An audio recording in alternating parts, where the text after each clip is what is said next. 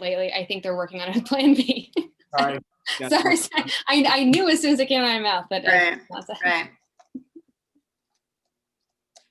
Okay, we are officially live on YouTube, and I'm sharing the link to everyone now.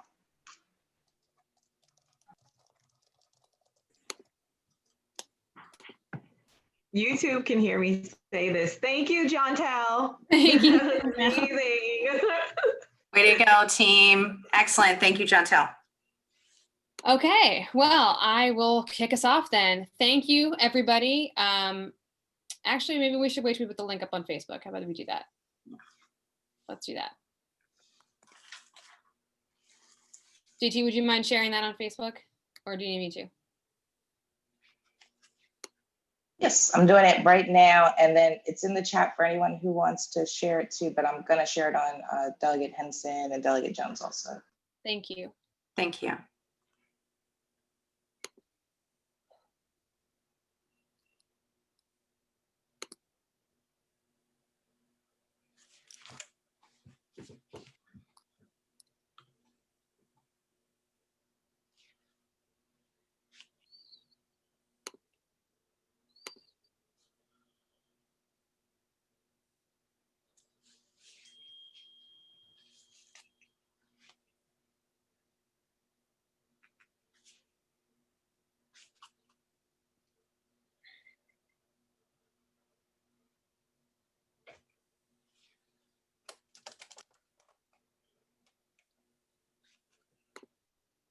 Okay, I'll go ahead and get started. Welcome everybody to our Plan B virtual town hall. We so appreciate everybody sticking with us and hopefully tuning in. We had some Facebook Live challenges with the new formatted Facebook, but we are Plan Bing it with YouTube, and we will also post the recording online after the fact.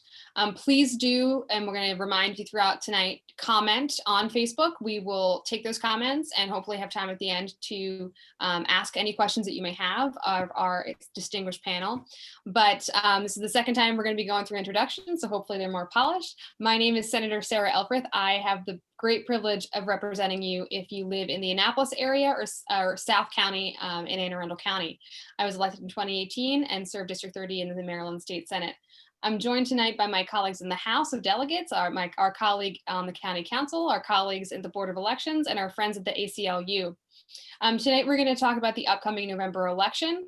It will be unprecedented in many, many ways. Some positive, we're anticipating a hopefully record 85% turnout, but some are certainly curveballs that we've had to work around and plan for. And so the good news is there's never been so many ways in which someone can cast their one ballot, either in the mail, returned by mail, returned by Dropbox. You can vote early, you can vote on election day.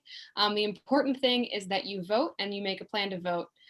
We've received, between all of us, hundreds of questions from constituents about all the different details of the upcoming election. We're going to seek to answer those questions tonight. We received a number in advance that we will ask of our panelists, and we're also taking them again live if you ask them in the comment section. I'm going to turn it over. I'm sorry, before that, we're going to hear from the Board of Elections, hear from the ACLU, and then we're going to hear about the questions on the ballot as well. We received questions about the questions, and we're going to hear about the county charter amendments on our ballot. And then keep on asking questions until hopefully everybody has a secure, safe plan to vote. And live if you ask them in the comment section. I'm going to turn it over. Sorry, with that, I'm going to turn it over to my distinguished colleague in the House, Delegate Shaneka Henson.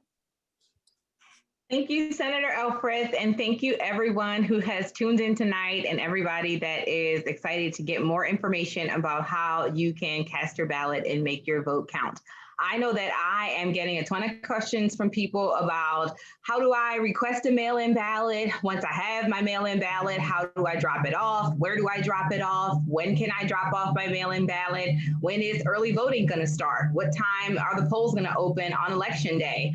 I'm getting those questions everywhere that I go. I'm getting those questions emailed and sent over. So I know that people are super eager to get good information. And that's why we're here tonight on this town hall, That's why the Board of Elections is with us and the ACLU is with us to make sure that all of your questions get answered. And we're going to do our very best tonight. So if you have a question that we don't get to, please make sure that you send your question our way, because we want to make sure that you walk away empowered tonight with a plan to vote.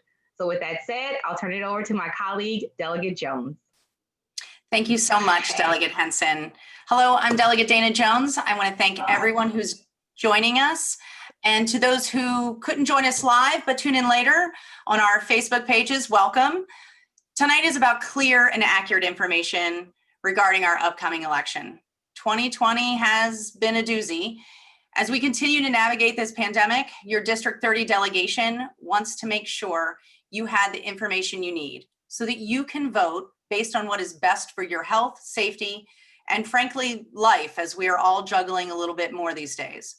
I'm looking forward to cutting through the noise and some of the confusion out there, so we can provide you with clear and concise information on our upcoming election, which you can also share with your family and friends and communities, because the most important thing is that you cast your ballot. So let's get started. Thank you so very much. Okay, so we're going to kick it off with David Garreis and his colleagues at the Board of Elections to give us a brief presentation on how to vote in the upcoming election. And then we're going to ask him some hard-hitting questions that we've received in advance. David? All right. Good evening, everyone. Thank you, Senator Elfreth, Delegate Henson, Delegate Jones, Councilwoman Rodvien, for inviting us. We're happy to be here to speak to everybody in District 30.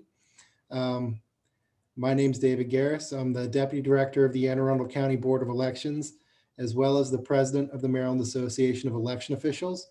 I'm joined by Dan Oltman, who's our polling place manager, and Bob Brady, who's our election judge and training manager. So right now I'm going to share my screen. Looks like host disabled participant screen sharing. Chantel, could you re-able David's screen sharing, please? Sorry. You should be good now, David. Okay, great. All right.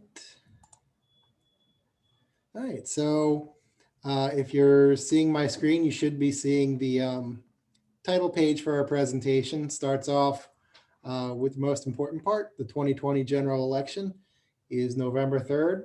The polls are going to be open from 7 a.m. to 7 a.m. to 8 p.m. A bit of safety first. To ensure the safety of all of our voters and election judges, the voting equipment and frequently touched areas at the early voting sites and vote centers are going to be sanitized regularly. We're giving all of our vote centers copious amounts of PPE, personal protective equipment, including face masks, gloves, sanitizing wipes, everything we can think of. The check-in judges and the customer service election judges will all have plexiglass shields between themselves and the voters. To make voting in person safe, we're going to keep the voters 6 feet apart and limit the number of people inside the early voting centers and vote centers at any given time. We want to caution everybody that this is going to result in lines and wait times. Obviously, if we have a large turnout, which we usually do on a presidential general election, and we're keeping everybody 6 feet apart, that does mean that the lines are going to stretch outside. So just be aware of that when you go out to vote. Voters must wear a face mask while they're at the early voting site or the vote center. The governor issued a proclamation, and the county executive also has a proclamation out there. So very important. You must have a face mask on if you're going to vote in person. So a couple of really important dates. October 1st, our ballot drop boxes are going to be open. They're actually open already. We've got all the 18 drop boxes we're going to have to start with. They're all in place and ready to go. That's the 7 early voting sites that we normally have, all the high schools, the Board of Elections office, some of our elementary schools, Brockbridge Elementary School and Van Bachlen Elementary School, and Early Heights Volunteer Fire Hall all have drop boxes where you can drop off your ballots. Another really important date is October 13th. That's the voter registration deadline. So if you're not registered and you want to register, or you need to change your address or change your party affiliation, anything like that, make sure you get that change to us soon. The deadline for that is fast approaching. However, Maryland has implemented same-day registration during early voting and election day. So if you do miss this deadline, you do have a second chance to register and vote during early voting and election day at the polls. October 17th, we're going to have all the drop boxes open at our vote centers. So that means we're going to go from 18 drop boxes, which is what we have right now, to 32 county-wide. October 20th is a really, really important deadline. That's the mail-in ballot application deadline. So if you don't want to deal with the lines, or you don't want to risk any health issues from COVID, you can get us your application until October 19th, or October 20th, excuse me. And then October 26th through November 2nd, we'll be having early voting. That is going to be every day, including Saturday and Sunday. The same hours every day as well, 7 a.m. to 8 p.m. And anyone who's in line by 8 p.m. is allowed to vote. And then the big dance is going to be on November 3rd. That's the election day for the general election. The polls will be open from 7 a.m. to 8 p.m. Anyone who's in line, again, by 8 p.m. will be allowed to vote. It's also the deadline to receive a mail-in ballot at a ballot drop box. So if you're planning to drop off a ballot at the drop box, make sure that you get there by 8 p.m. to drop it off. It's also the date when ballots sent through the USP, the United States Postal System, must be postmarked. So one thing to caution everybody is, if you're going to mail us your ballot, make sure that if you're going to drop it in a post office box on November 3rd, that you do so before your mail's picked up, because if it gets postmarked on November 4th, then unfortunately it won't be timely. So a couple voter registration facts. As we mentioned, Tuesday, October 13th at 5 p.m. is the deadline for in-person voter registration requests. You can go online to make changes and requests until 11:59 on the 13th. You can see right here is the link, aacounty.org/elections. If you want to make a change or register to vote, you can do so online. Just click the highlight box or on our website that says, do you want to register to vote or need a mail-in ballot? And of course, as I mentioned earlier, if you miss that deadline, you can still register to vote on election day or during early voting. And then very, very important deadline for this election is October 20th. That is the deadline for us to get your mail-in ballot application. If you're thinking about voting by mail, text VBM to 77788, and that'll take you to a link to the application on your phone. So that's really convenient. Again, that's 77788. Just text VBM and you can access the application. Couple vote by mail facts. Really, really, really important. The oath on the return envelope for your ballot must be signed in order for the ballot to count. That gets a lot of people. 90% of the ballots that we reject are ballots where the voter doesn't sign the oath.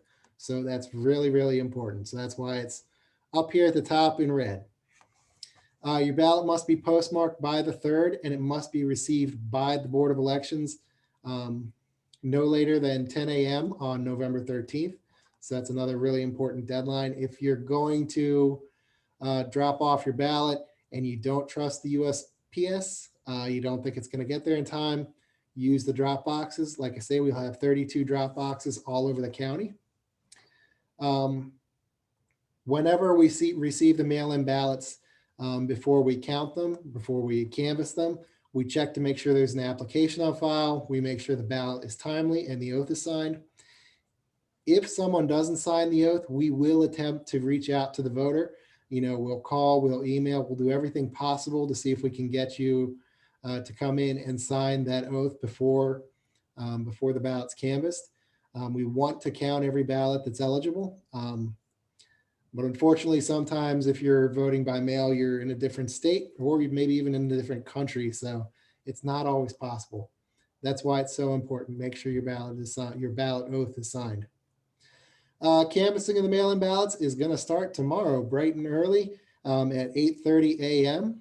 The Board of Elections will be meeting as the Board of Canvassers. They're going to be sworn in by the clerk of the court. So that's the actual board that is appointed by the governor. The governor appoints a 5-member board for every county. It's always the party of the sitting governor. So in this case, it's 3 Republicans and 2 Democrats.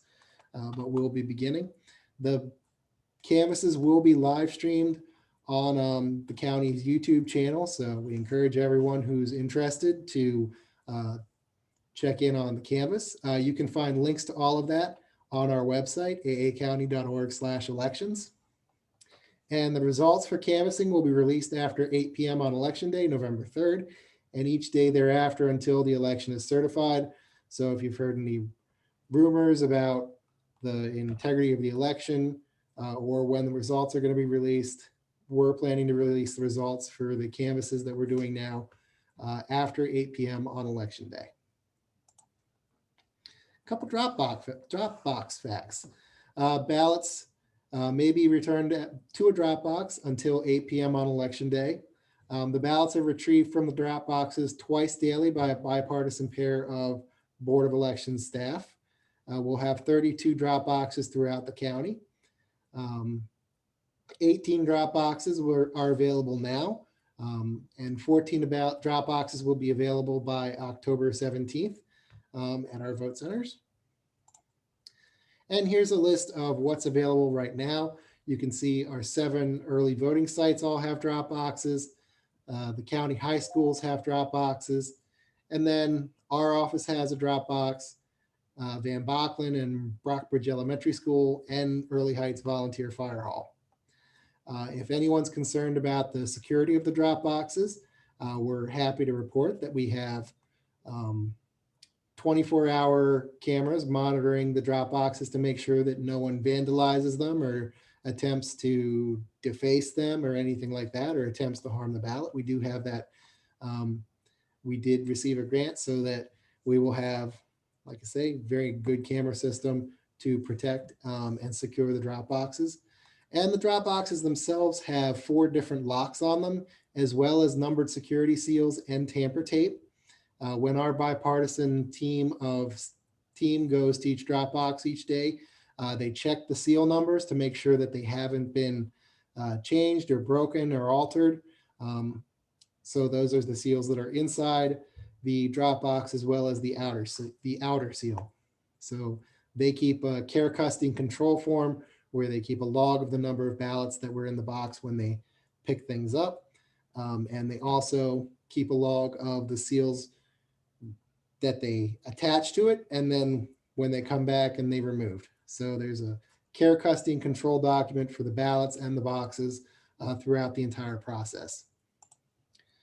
And here's a list of the sites that we're going to be adding drop boxes at from the 17th to the 3rd. You can see most of these are elementary schools and the middle schools where we're going to be having vote centers. Chesapeake Science Point Charter School is on there, and Heritage Community Church is the only other location that's not an elementary school or middle school. A couple important facts about early voting. From the 26th through the 2nd, it will be 7 a.m. to 8 p.m., including Saturday and Sundays. To avoid the waits, the best time to vote is between 10 a.m. and 3 p.m. And the best days to vote are Saturday and Sunday. They're usually our lowest turnout days.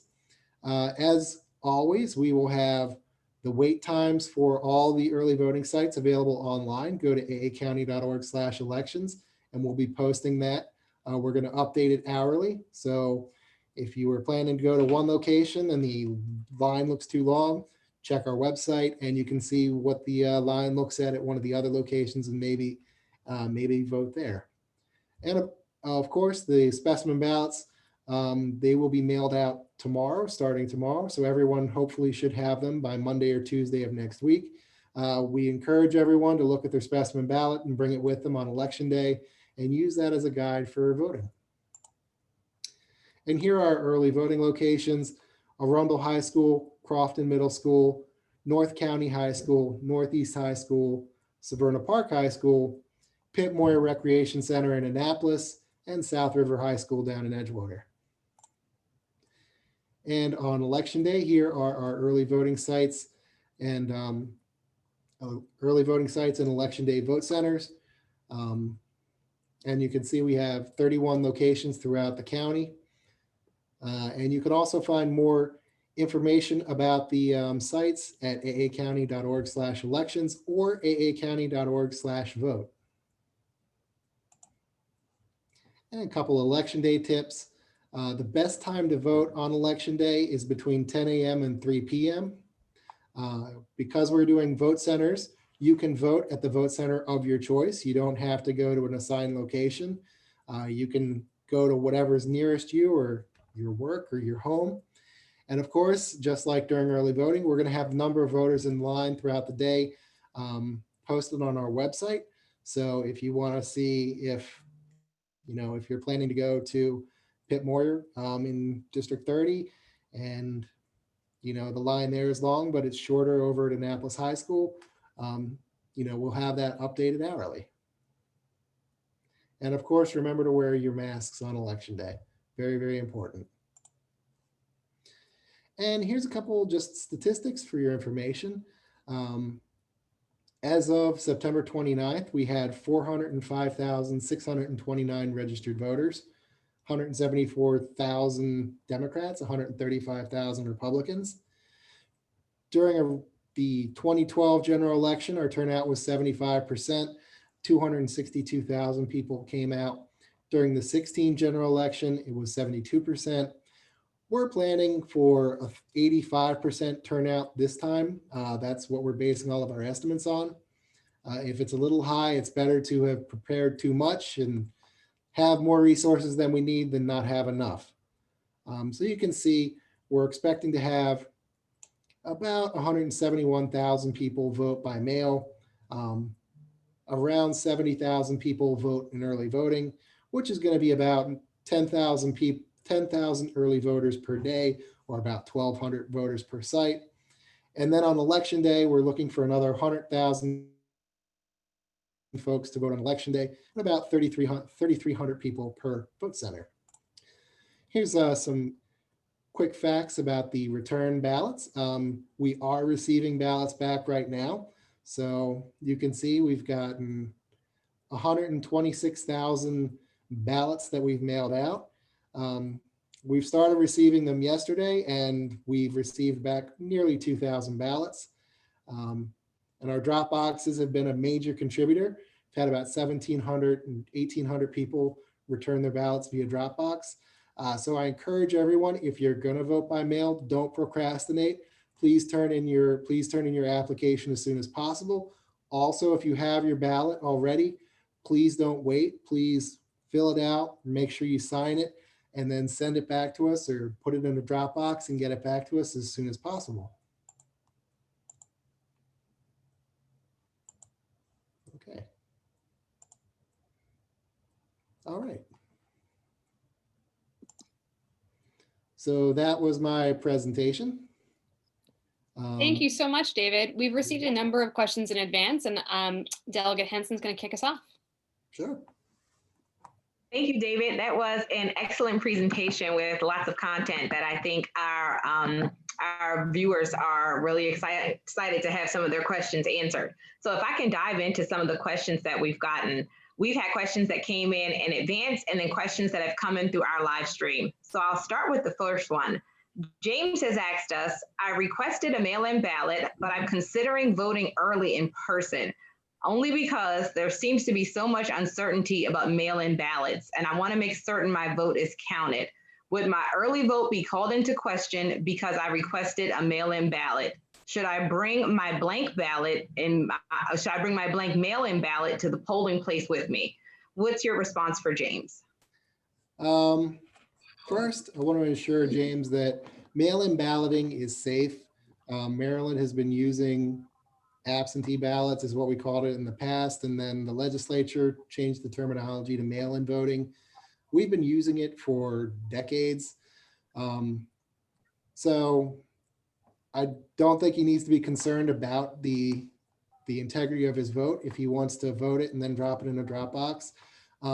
If he does go to a early voting center or a vote center on election day, what's going to happen is that he's going to have to vote a provisional ballot. Right now, he's probably in our city. If he's already got his ballot, he's in our system as a mail-in voter. So when the election judges or the check-in judges look him up on the electronic poll books, they're going to see he already has a ballot. So they're going to only have the option of issuing him a provisional ballot. So he'll have to do an application, and he's not going to have the opportunity to just cast his ballot on the voting unit.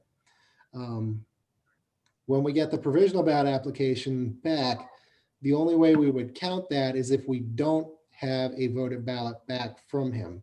So the best course of action would be for him to vote the ballot that he's already received. Thanks, David. Okay, David, thank you so much. Go Shelley has written in and asked, by what time on November 3rd will ballots cast early, either in person or at drop-off boxes, be included in the running vote tallies available to the media and the public? Yeah, that's a great question.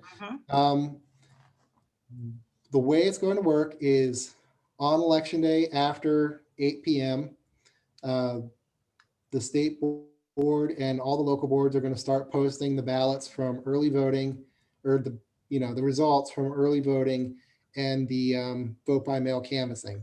So as I mentioned, we're going to start canvassing and tabulating the mail-in ballots on October 1st. So probably by 8:30 p.m. on election night, you'll start to see the results from early voting and from the mail-in canvases posted online publicly.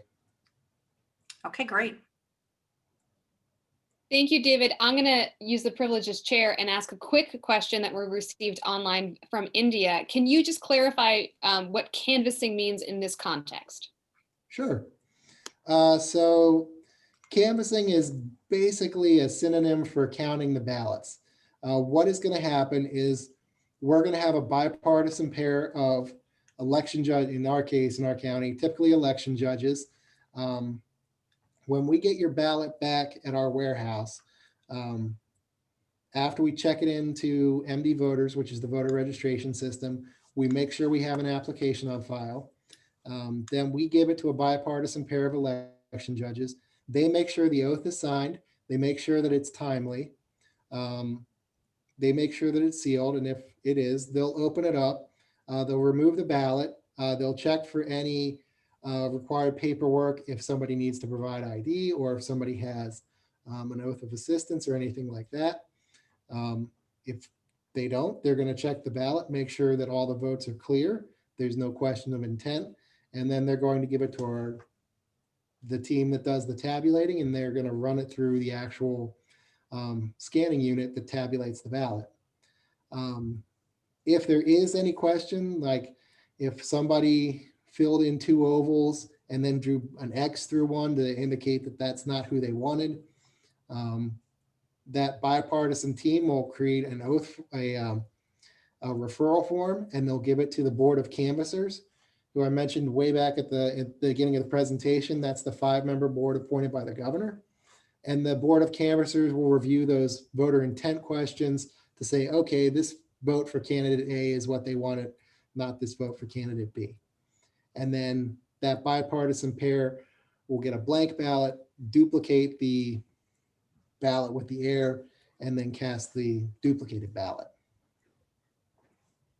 So that whole process is canvassing, from when the ballot envelope is examined to make sure it's timely and signed, to when the ballot is removed and tabulated.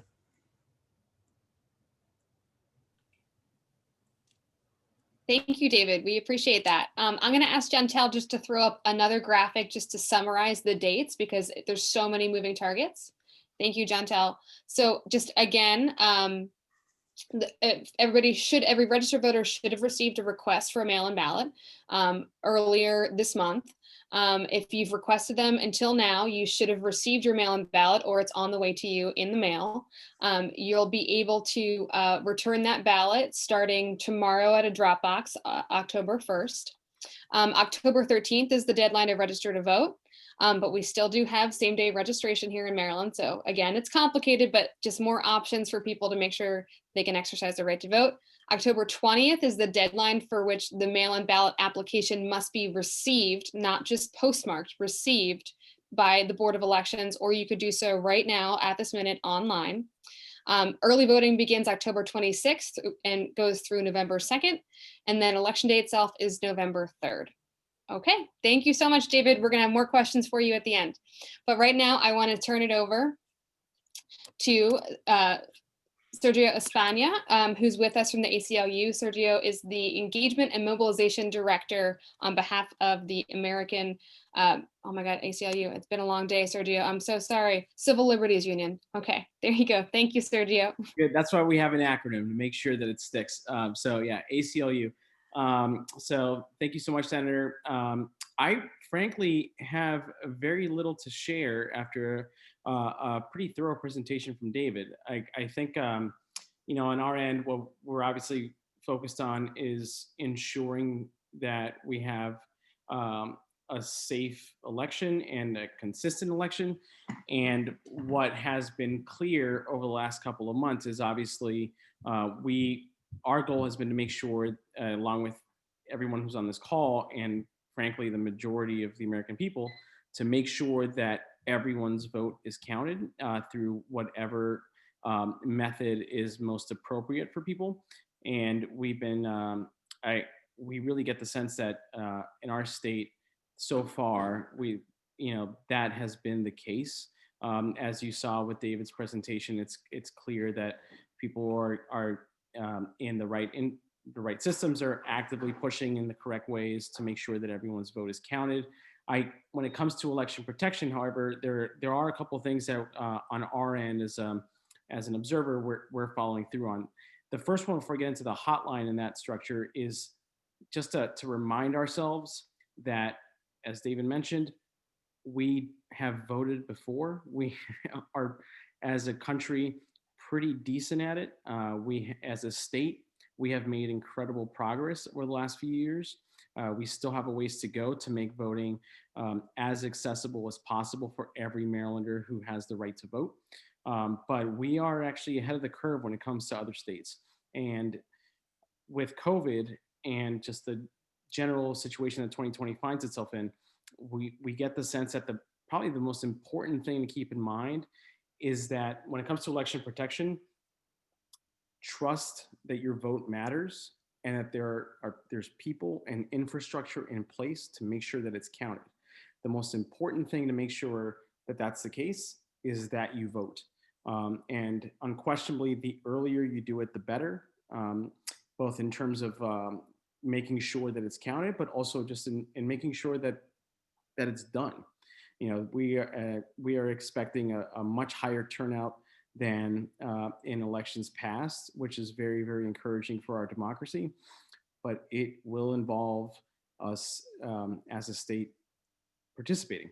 And so I just really want to encourage everyone to just vote, through whatever method works best for you. So on that note, I think Chantel might be sharing a link on Facebook or on YouTube with the various ways that we're streaming this, that basically captures a lot of what David already shared in terms of deadlines, challenging myths. I think one of the most important myths that we really want to make sure everyone's aware of is that if you serve time, you cannot vote. That is untrue. In Maryland, if you have been released from detention and you're a returning citizen, you can vote as soon as you're out the door. And if you are actually currently being detained and awaiting trial, you also have the right to vote. And so our advocates have been working on that across the state and across jails to make sure that all Marylanders have access to the ballot. Another thing to keep in mind is, even though obviously first and foremost we want to emphasize that the most important thing to protect your vote is to actually vote. We do have a hotline in place along with our coalition. We're a member of the Everyone Votes Maryland coalition. And so you can also just Google that and you'll find a very, very awesome, easy to understand website that has all the dates and headlines that have been mentioned so far. Along with that, we also have an election protection hotline. So what that means is starting as of this week, if at any point you're bumping into a question or a concern or an actual situation, you can call our election protection hotline. We have staff and volunteers on call throughout. If they're not directly able to respond, there's a voicemail, or you can also text us and we'll be able to respond. The number is 443-399-3229. Again, 443-399-3229. And that will be open all the way through 8 o'clock on November 3rd. We have volunteers across the state as well that can, if we hear of concerns, can respond to track that and connect with the local board of elections, the state board of elections, to make sure that it's addressed as quickly and responsibly as possible. But I generally think that the biggest point that we're emphasizing is that to protect your vote, you actually have to do it. And so there are so many opportunities and ways to do that. Obviously, despite COVID, but also in some ways, this has been a historic year to say the least, in many ways a horrible year, but it has brought out the best of us, not just the things that concern us. We have seen Americans, Marylanders across the spectrum ensure that everyone's vote is counted. And I just want to make sure that you follow through. So you have the deadlines, you have all the links, you've gotten the requests for mail-in ballots already. So just please follow through. Keep in mind that we have a hotline in case there are any broader concerns, but fundamentally, it's abundantly clear how important your vote is going to be this year. And you have various opportunities to claim it and to do it. And we think, frankly, we all have a responsibility to make sure that our voice is heard. So please vote. Thank you so much, Sergio. And we've shared the link on YouTube to the ACLU's page, and we'll also be making sure that the hotline is advertised and broadcast consistently through November 3rd. The integrity of the election and the people's ability to vote is of utmost importance. So thank you so much. I think my colleagues have a few questions for you, if you don't mind.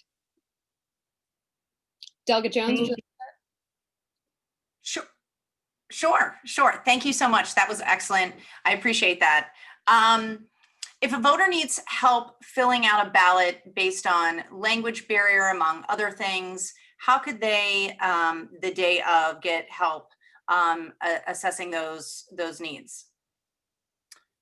That's a great question. Actually, I feel bad for doing this, but I'm actually going to defer to David, who might have a better sense for the day of in terms of interpretation support.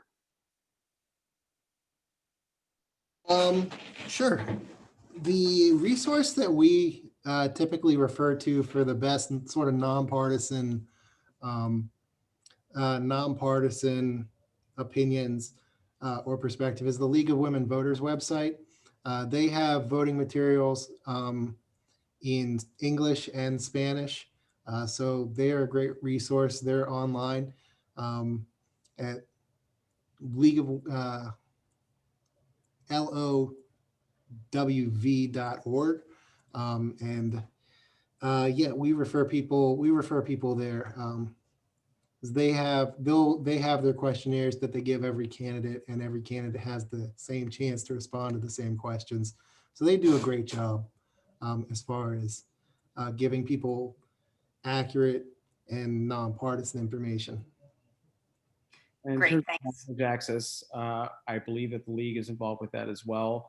And frankly, the earlier that folks start working on their ballot, the easier it will be to ensure that they can find, as you can tell just from so far in this presentation, a wide variety of networks that are on hand to make sure that you have the information that you need. So I think another aspect to keep in mind is to make sure that you're voting early, as if you're able to make sure that you have you don't feel like it's something that's rushed or frantic. And unquestionably, what we've seen is that Marylanders are stepping up to make sure that you have the information needed to vote accurately. Great, great. Thank you so much. Delegate Henson. Thank you.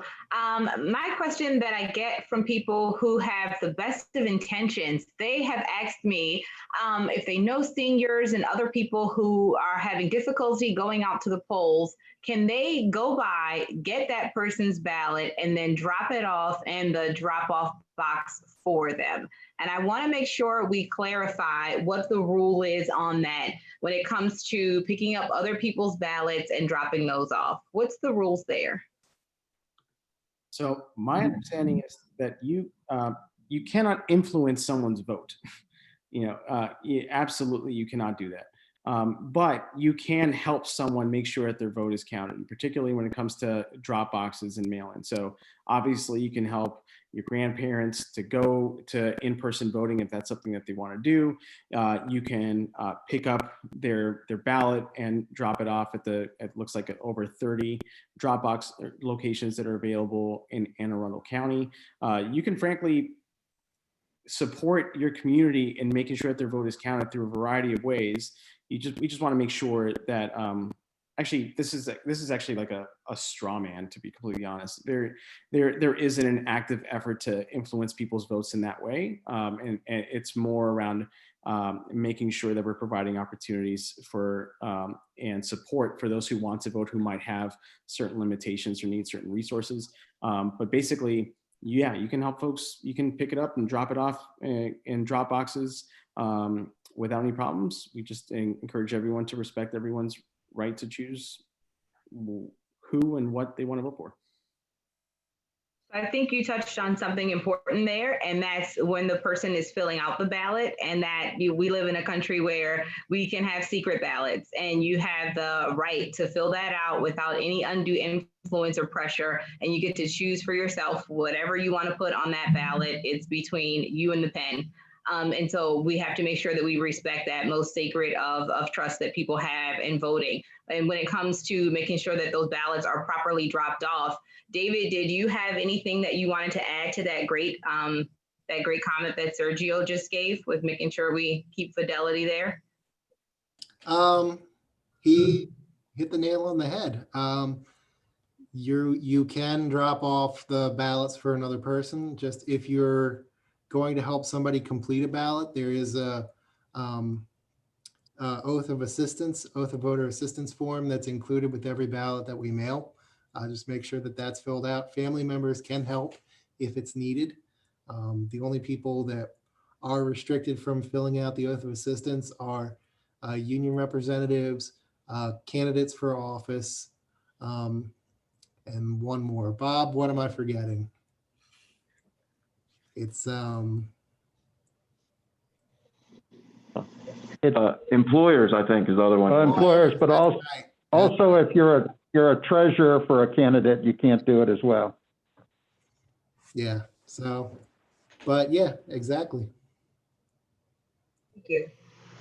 Wonderful. Thank you, Bob and Dan, for that helpful assist there. Thank you, because we've received that question from a couple of folks now who want to be able to help neighbors at least return their ballot if necessary. So thank you all for answering that question. Now we're going to turn to a section we call Better Know Your Ballot, to talk about the two questions on the ballot from a state perspective, and then the county charter questions. So first, Delegate Henson, if you could walk us through questions 1 and 2. that would be very helpful. Thank you. You were introducing this, Senator Elfreth. You said we got questions about the questions. Maybe we've all been just up really late. I don't know, but I thought that was funny. So we have two questions that are for the state's constitution, and these are two super important questions that are on the ballot. So when people say you're going out to vote, it's not just the candidates that you're selecting, but the job that we have as legislators. This is your opportunity to do that job directly. Generally, the influence of the public is through telling us what it is that you want to see happen with the 90-day session. But this is your opportunity to cast a vote, just like we cast on the floor of the House and the Senate, on what's going to be a part of our state constitution. So question number one deals with the budgeting authority in our state. Maryland has a very unique system with our state budget. The state's budget, it is struck by the governor of the state of Maryland, and then it goes to both chambers in the state House and Senate. In Maryland, the state House and Senate don't have appropriating authority. They don't have the ability to add anything to the budget. They can strike items from the budget, but it is up to the governor to decide to spend that money or to release that money. So once the House and the Senate make changes there, the governor still has the ultimate authority and power of the purse here in the state of Maryland. So what the question is saying is, in order to achieve a balanced budget, it would give that some appropriating authority in the House and the Senate here in the state of Maryland. So that when you come to us during session and you say, hey, we need some stormwater management in our community, we keep having this nuisance flooding, or we would really like to see some more projects built in our community. We have some things that we have needs for, and we weren't able to get it in the governor's budget. Or if you say, hey, we have some priorities as it relates to education funding, we'd like to see our teachers supported, or whatever it is that is a concern of the general public, when you come to your legislators, it would give the ability to achieve a balanced budget by making sure that we are looking at those priorities in a way that is going to kind of make sure that we can pull some here, put some there, and make sure that our state's budget is reflective of the values that we all have as a state, by the voices of the 188 members of the General Assembly and the governor working together. So that's what question one is. If you want to see that level of collaboration and see that voices being reflected all together, then that's what question one is asking you.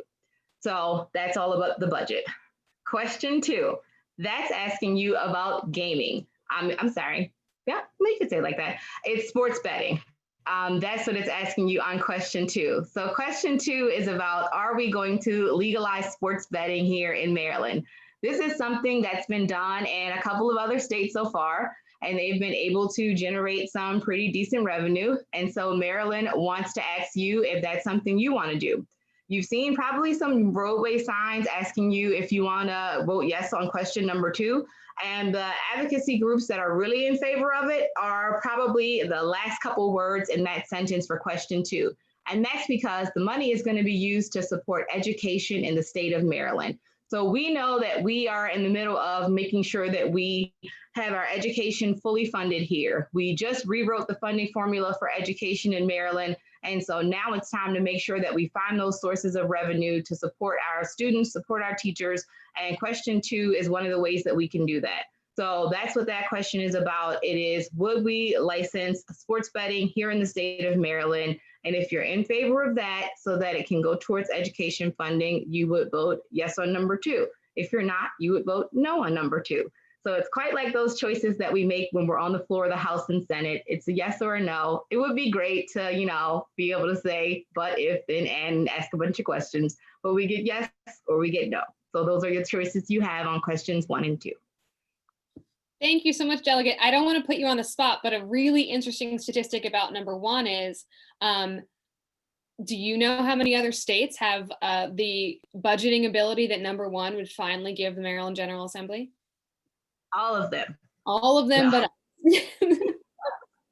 I couldn't stop you. Yes, all 49 other states allow the General Assembly to have some say in how a budget is appropriated in that given year. Unfortunately, our hands are very, very tied here in Maryland. And so as the delegate said, the priorities that we hear directly from you, we are really unable to fulfill them until the following budget year, and that only if we mandate that funding. And so this is going to loosen our hands a little bit, but still ensure that we have a balanced budget. That is our, as we say, constitutional obligation every year to pass a balanced budget, and we're going to continue to do that, but just with a little more influence from the General Assembly as a co-equal branch of government. Thank you very much. All right, now we're going to turn it over to our distinguished colleague from the County Council, Councilwoman Lisa Rodvien, who's a great partner to us in the council, who's going to talk a little bit about the county charter amendments. Councilwoman? Thank you, Senator. So I'm going to do this as quickly as possible, given that we have 7 charter amendments on this ballot, but you're going to go into the polls feeling like you know what's up. You're not going to get to these questions at the end of the ballot and feel like, I don't know how to answer. Should I even fill these in? You're going to know what's up. So the first question, let me actually tell you a little bit about the process and what the charter amendments mean. At the county level, we basically have our own little county constitution, and it's called the charter. So that's the main framework of county laws, obviously the US Constitution and the state constitution as well. In order to make a change to the constitution or the charter, as it's called at the county level, you start with a resolution before the county council, and it must pass with 5 of 7 votes. So it has to have at least 5 votes from the council members to even be on the ballot. So it has to, go through some steps before it gets to the stage where this question is brought to you. Now let's get to the specific questions. Question A. Actually, Councilwoman, would you mind if we threw that up on the screen while you spoke? Is that okay? Absolutely, absolutely. I'm sure that would be very helpful for the visual learners out there. All right, so question A really expands the power of the county auditor to provide more oversight to the various offices of county government, to conduct additional financial and performance audits, reviews, to conduct investigations, or to collect information regarding fraud, waste, and abuse. So right now, the county auditor doesn't necessarily have these powers. Question A would, if passed, would allow the auditor to have that additional authority. Question B. Question B is basically our process right now for some of the chief appointments in the executive branch, in particular the county attorney, the chief of police, and the fire chief, are done by the county executive. And Charter Amendment B would give the council a role in these appointments, basically allowing the council to, sort of provide a confirmation process of these different offices in county government. In particular, the county attorney serves as the attorney for the council as well. So there's a lot of reasons where it's very helpful for the council to have some input, build consensus between the county executive and the members of the council to ensure that the individuals that fill these posts are someone that everyone feels positive about. So that's question B. Does the council, should the council get this power to confirm these particular appointments, in particular the fire chief, the chief of police, and the county, and the county attorney? So that's question B. Question C. Question C is a little bit unusual, or it's a little, off the beaten path, but the county government has both full-time permanent employees that earn benefits, and we have part-time employees. And part-time employees, contract employees, are limited to the number of hours that they're allowed to work for the county government every year. This particular amendment would take that cap. Right now, those employees are limited to working 1,500 hours per year for the county government. And this is the groups of employees that are particularly impacted are those that are seasonal employees. So imagine Rec and Parks has a lot of sort of contract employees that might be able to, that currently are limited to 1,500 hours per year. This would remove that limitation and allow those employees to work the number of hours that are available to them. Currently, there are employees that reach their 1,500 hours, but there's still work to be done in their position. Rec and Parks would like to have them. They are willing to stay on, but this part of our charter prevents that from happening. So this would remove that obstacle. Question D is about the competitive bidding process. So right now, the competitive bidding process happens for any procurement that is $25,000 or greater. This would allow, and it would simply give the council permission to raise that cap as high as $100,000. So ultimately, the decision would rest with the council if this amendment passed, but basically, the voters, you have to decide if you are willing to give that power to raise the cap for competitive bidding procurement for the council to take and exercise that power. The advantages of increasing that limit, that sort of threshold where you have to go through a full competitive bidding process in purchasing, is that we have a limited staff, we have limited resources, and the county government makes purchase of all sizes all the time. And purchases, even though in my budget, a purchase of $100,000 or $25,000 to $100,000 would already be considered a large purchase. Because we serve close to 600,000 people, those are actually in the smaller range or the smaller end of the purchases that the county makes. We often make $1 million purchases, multi-million-dollar purchases. And so if we were able to focus the resources of our limited staff on doing very thorough reviews of those higher bid projects, then we could have a more efficient process in purchasing. So it basically just allows things to run a little bit more smoothly, allows oversight where it's needed the most on those high dollar county projects. Question E, we're more than halfway there. Question E modifies the probationary period of certain county employees. So for example, the police department, the fire department, and the sheriff's department, and the Department of Detention have a probationary period. I'm sorry, the current is 6 months, and this would bump that probationary period to 12 months. And the reason that this is a valuable change is those particular employee groups have a pretty long training period. So before they're actually able to, step into the, sort of role of being a police officer with their badge, they have already gone through 9 months of training. And so this allows their supervisor to make decisions after they have been on the job in their official position and not have to make those decisions simply while in training.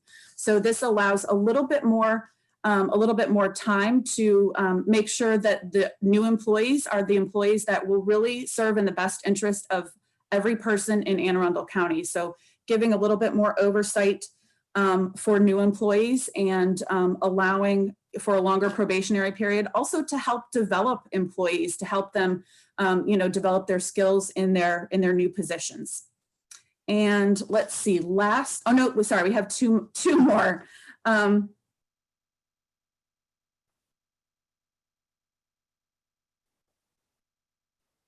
I'm sorry. Let me go to question G, and then I'll come back to question F. Question G is about the Human Relations Commission. The Human Relations Commission already exists in the county code, and this would basically add it to the county charter. So it's sort of like, we have in the federal government, we have laws like the Civil Rights Act of 1964, or we have the US Constitution, which provides the ultimate framework that everything else has to fit in. The county charter currently does not require a Human Relations Commission, but the code does. So right now it's only in the code. And by putting it in the county charter, we would guarantee that we would provide a much stronger basis for the Human Relations Commission to continue to exist. The Human Relations Commission right now does things like investigate discrimination in housing, lots of issues related to race relations. It's allowed to do some research, and having this enshrined in the county charter would say this is something we're going to need for a long time, and we don't want to jeopardize its existence. Oh, I'm sorry. Question F. I'm reading a very small font, so I was making sure I'm on the correct question. So question F basically allows the county executive and the county council to extend the probationary period, or I guess probationary period is not the right terminology here. The acting position, the acting capacity of a department head for an additional 120 days. So currently they're allowed to extend that acting head role to 60 days. This would allow it to go up to, let me read it to you. To amend the Anne Arundel County Charter to expand the initial term for an acting chief administrative officer or acting head of any office or department from 60 days to 120 days and allow the county council to extend that term by up to two additional 6-month periods instead of the current 4 months. So this basically can provide the county executive a little bit more time to find an appropriate candidate. And some of these positions are very important. We want to make sure that we're not rushed into a decision. And so that's the benefit of this charter amendment. And thank you for your patience going through all 7 of these charter amendments. Thank you so much, Councilwoman Rodvien. That was a lot of information in a very short period of time. You did it wonderfully. And we're going to post that graphic that we shared across our Facebooks to make sure people understand it. And the Capitol also had a very good article this morning explaining the charter amendment. So thank you so very much. So we hope everybody better know their ballot now that we've walked through, but of course we're always available to speak to constituents about any issues they would like. We did get a question in advance from Shelley that was more directed to the four women here about who we're endorsing for sitting judges, and this is a nonpartisan virtual town hall, but I will say as a citizen, Sarah, I will be voting for the sitting judges. I endorse them in the primary and will be voting for them proudly this election. If anybody else wants to contribute, please do. Okay. So moving on, David, would you stand for a few more questions that we received in advance? Is that okay? And team? Yeah, that's fine. Okay, we're coming up to the end. Senator Elfreth, yes. I just realized we might want to remind voters that the Board of Education has candidates in District 6, is District 3 and District 2. So that District 6 encompasses a lot of District 30. And so remember that that's on your ballot as well. Thank you so much, Lisa. Yes, this is the first time District 6 will be electing a Board of Ed representative, and I think we can all attest that having a direct representative from our community on the Board of Education has never been so important, particularly in these challenging times. So thank you so much for reminding me. David, I'm going to ask you a question from Carol, and this is a little bit sensitive. I've received it from a couple of constituents, but it's about a certain ballot, and I'm going to read it verbatim from Carol. I was one of the folks that submitted my request to have a ballot sent to me electronically, and now I found out in the Washington Post that any ballot that printed at home, that now my ballot will have to be hand counted in order to be counted. Can I now request a paper ballot so I can be sure it's counted in time, or will that mess me up that I've requested 2 ballots? Right now, I haven't submitted my ballot that I printed earlier until I hear if it would be better to wait and to get the paper ballot. Could you enlighten us if people can request 2 different ballots? Sure. So the voter is correct. If you request to get your ballot by web delivery, which is essentially get your ballot emailed to you, because you don't have ballot paper, when you print off your selections and mail it back to us, when we get it back here, we'll have a bipartisan pair of election judges duplicate the selections onto the ballot cardstock. It is a bipartisan process. We do it thousands of times every election. So I think you can trust the integrity of the people that are doing it. However, if it is something where you're not comfortable with that process, you still have time to request a replacement ballot. Just don't procrastinate in doing it. You can call our office at 410-222-6600. or you can email us at elections@aacounty.org to start that process. But yeah, you can request a replacement ballot. It happens a lot in any election for any myriad number of reasons. Sometimes people's ballots are destroyed by the time they get there. Sometimes they don't arrive in time. Sometimes the people vote their ballot, but before they actually send it back to us, they change their mind and decide they want to pick something else so they can get it. You can get a ballot sent to you. And what will happen is that the tracking number that you received on your first ballot will be voided, and you'll get a new tracking number for the second ballot. And that's the tracking number that we'll be looking for when we get your ballot back in our office.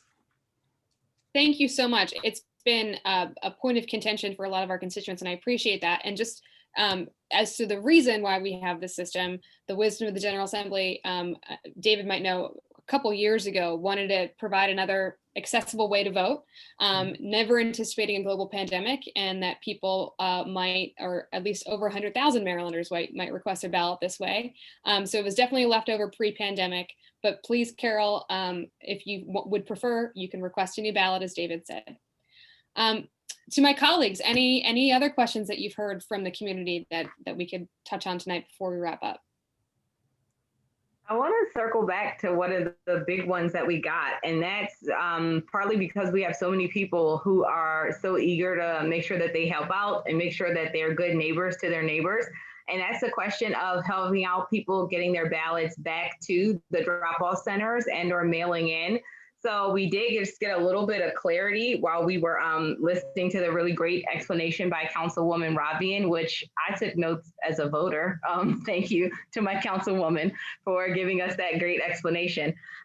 So it looks like when you have an agent that's going to drop off your ballot for you, that the qualifications, as we discussed, that person has to be over 18 years old, they cannot be a candidate, and they have to fill out that oath as David indicated.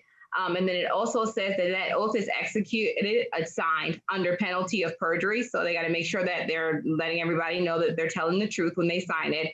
And that it has to be, what they're saying is that they have delivered that to the person that's filling it out. Or what they're saying is that that person put it in the envelope themselves, marked it and sealed it. And then they're saying that they have returned it. So if somebody is going to turn in your ballot for you, they have to sign that oath. So it can't just be that you collect ballots for your friends and your neighbors and you make sure those ballots are turned in. If you're going to turn them in, you have to fit those qualifications and you have to have signed the oath. So that's what it looks like it's saying, folks. So we want to make sure that we get clarity for people who are asking us that question. So if anybody wants to follow up with us offline, you guys have our email addresses, but we just say double check on that one before anybody extends themselves in that way, because we want to make sure that everybody has great information from our town hall.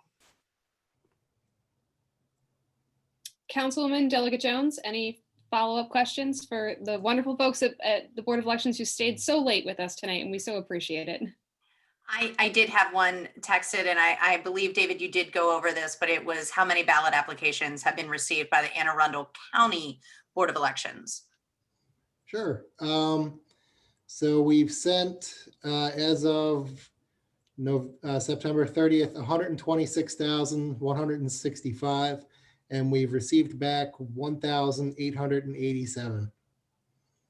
Excellent. That's amazing. Thank you. Councilwoman? I just wanted to say thank you to my colleagues and to to Mr. Garreis from the Board of Elections and Mr. España from the ACLU. I've learned a lot tonight, so I really appreciate everyone's participation tonight. Wonderful. David or Sergio, any closing thoughts for our constituents? Anything you think they need to know before November 3rd that we haven't gone over yet? No, just again, if you want to protect your right to vote, you have to vote. And so we've got various ways to do that. And we've got the systems and people and trust in place to make sure that your vote is counted. And my kid is ready for bed. So just want to encourage everyone to engage in whatever form of voting works best for you. And would also suggest the earlier the better, not because it'll be undermined after the fact or the later it goes, but just to make sure that you don't have to stress about it, and if you have questions, you have the time to address it.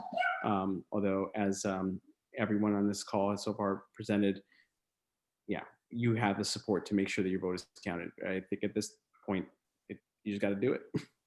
Thank you so much, Sergio. We'll let you go and take care of your family. Thank you so much for being with us. We'll share all your resources and the hotline. And we thank you so much for being a great partner in ensuring our republic is going to sustain. Thank you. Likewise. David, any closing thoughts for us? Sure. Just to echo my fellow panelists, don't procrastinate. If you're planning to vote by mail, keep in mind that the deadline to get us your application is October 20th. And remember, if you've already got your ballot, don't wait to send it back. Fill it out and then get it back to us as soon as possible. Take advantage of the drop boxes or drop it in USPS or bring it by our office and we'll take it from you in person. But just don't procrastinate. A lot of people are going to vote this time, so we're ready for your mail-in ballot, but just make sure that you don't wait till the last minute. Thank you. Delegate Jones, closing thoughts. Yes, well, thank you so much. This has been great. All of the information tonight, folks, can be found on our respective Facebook pages, but you can always call or email or message any of us, and we'll be sure to get you to the right place. I do have 3 things quickly. 1, if you have not filled out the census, please do it tonight. It takes 10 minutes. Please go to my2020census.gov. It takes 10 minutes. It's critical for funding for our communities, hospitals, schools, roads. So please make sure we do that tonight. Always, I don't stop talking about it, right? Wear a mask. It's easy. We can do this. We can beat this virus. 3, make your plan to vote. You can find out the info from this evening. Again, we'll have all of the graphics and the information, hotlines, and anything that you need on our Facebook pages. So that way you can help your family, your community, and those you care about make their plan a safe plan to vote. But please make sure you vote. Our vote and the power to vote is sacred. So thanks, everybody. Thank you. Delegate Henson. Thank you for joining us and for everybody who will watch this in the rebroadcast. And I always, the ability to be able to vote, we understand as legislators that it's one thing to pass a law, but that law being enacted and those rights being realized, it always takes people who are willing to exercise them and people who are willing to fight for them to keep those channels and lines of democracy open. So we always are super reflective at times like this of people who have come before us and who have made sure that these rights are secure. So when we get to walk into a voting booth or drop our ballots into a drop box or request a ballot to come to our door, we are reflecting on people who went through so much more and who sacrificed greatly to open that access door and give us the right to do so. So at times like this, we're thankful and appreciative to be able to bring good information to people. And we're thankful and appreciative to constituents and interested people like you who stay on the line and who get good information, not just for yourselves, but to empower your friends and your neighbors to be able to go out and exercise these rights as well. So I hope to see you at the polls. I hope to see you at the drop boxes. If you have any questions, we are here, the 4 of us, to make ourselves a resource available for you. And let's get it done. Thank you. Thank you. And I'll just say one more thank you to everybody for sticking with us through the tech challenges, for staying up late with us. Thank you to our teams, Jantel, Dylan, Lydia. Thank you so much. I'll end with amplifying Delegate Henson's point that we truly stand on the shoulders of people who fought and died for our right to vote. And the fact that you have 4 female elected representatives speaking to you tonight is an indication that it was hard fought and hard won, but we need to keep that going. And so representative democracy is a participatory sport. And we have an obligation to exercise our right to vote, and our voices need to be heard. And so the more people who vote, the better. Just make sure you make a plan to vote now, visualize it, exactly how you're going to do it, the time of day, exactly the polling place, and make sure that you your voice is counted. Thank you all so much for being with us tonight. We'll share all the links, and of course, never hesitate to reach out to any of us. We are here working for you. Thank you so much. Good night.